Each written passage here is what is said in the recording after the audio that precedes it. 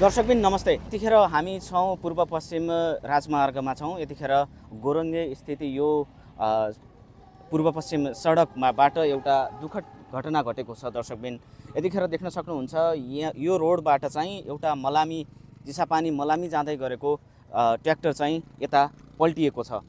यो स्थानमा अहिले चाहिँ हामी पुग्दासम्म यो ट्र्याक्टर चाहिँ उठाएर लगिसकेको अवस्था छ। यो घटनामा चाहिँ 3 जनाको घटनास्थलमै मृत्यु भइसकेको छ भनेपछि अन्य धेरैजना चाहिँ घाइते हुनुभएको छ भन्ने कुरा हामीले सुनेका छौँ।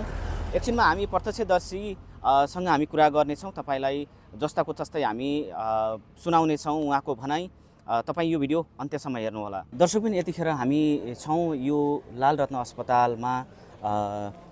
यहाँ आउनुभएका त्यो ट्र्याक्टर जो घटना भयो त्यो ट्र्याक्टरमा रहनुभएका व्यक्ति हुनुहुन्छ। उहाँ पनि सोही ट्र्याक्टरमा दुर्घटना भएको ट्र्याक्टरमा हुनुहुन्थ्यो। उहाँ पनि बस्नु भएको छ।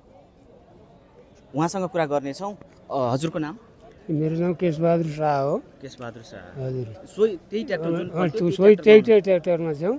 अब त्यो कसरी भयो भने ओरोबाट अलिकति सोलो गयो, खालि फाँस पनि छैन, गाडी सोलो गयो। अनि पहिलो पिलर हानिसकेपछि एक गाडी त गयो भन्दै छ्याप्पै छैन त्यो गाडी तल पल्टिहाल्यो।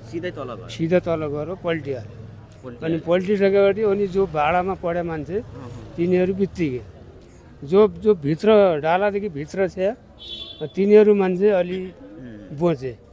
जो त्यहाँबाट अलि हाम फाले बाहिर तिनीहरूलाई अलि चोटपटक।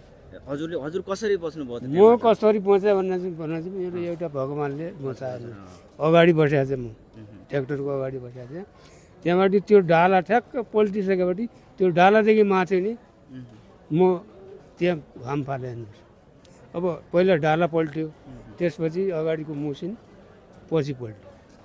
पहिला टराली पल्ट्यो, त्यसपछि ट्र्याक्टर मुसिन पल्टिँदाखेरि म त्यहाँबाट ओरो डाला माथि निपट्ट गरेर मलाई त्यसरी बचायो।